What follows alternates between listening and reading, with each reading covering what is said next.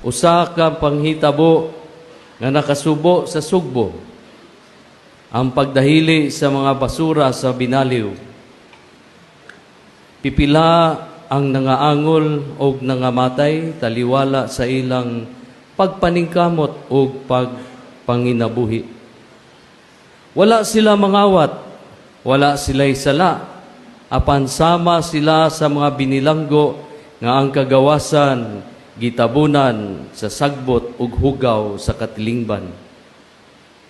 Dili tiaw mga igsuon, kay kung buot huna-hunaon, ikaw ug ako nga lumulupyo sa dakbayan sa Sugbo, nakatampo sa mga basura didto.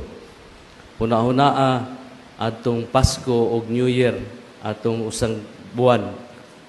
Pila ka kilo imong basura sa imong pag-apil o Christmas party. No? Pila ka kilo. Butang nato, tunga lang sa kilo. Tibuok. Buwan, atong Disyembre. Pila ta ka buok diri Sugbo. Ibugat yun ang basura dito.